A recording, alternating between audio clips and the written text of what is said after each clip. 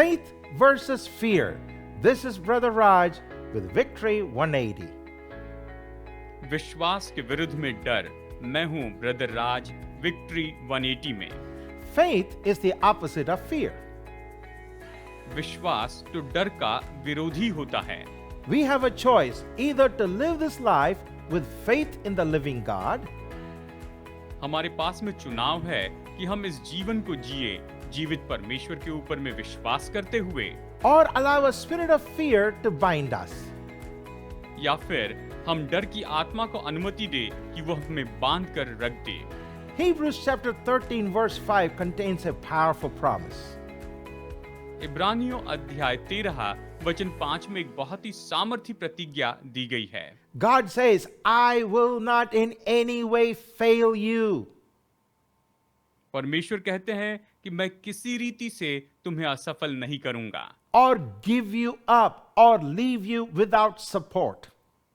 और ना ही मैं तुम्हें छोड़ूंगा और बिना सहायता के रहने दूंगा। I will not in any way leave you helpless. मैं तुम्हें कभी भी असहाय रूप में नहीं रहने दूंगा, नहीं रहने दूंगा, नहीं रहने दूंगा। Nor forsake you or put you down. ना मैं तुम्हें त्यागूंगा और ना ही तुम्हें नीचे रखूंगा। I will not relax my hold upon you, most assuredly not.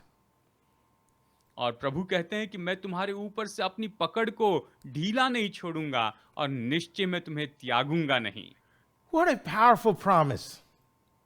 ये सच में कितनी सामर्थी प्रतिज्ञा है। So as we hear it, now we say verse 6 confidently back to God. और जब हम इसे सुनते हैं तो वचन 6 हम बड़े भरोसे के साथ में परमेश्वर के सामने कह सकते हैं, The Lord is my helper. प्रभु मेरा सहायक है I will not be seized with alarm. और मैं न डरूंगा। I will not fear or dread or be terrified. मैं न डरूंगा, न मैं भयभीत होऊंगा और न किसी तरह से मैं डर जाऊंगा। So when fear tries to come into your life, use your trust in God as a weapon and counterattack fear.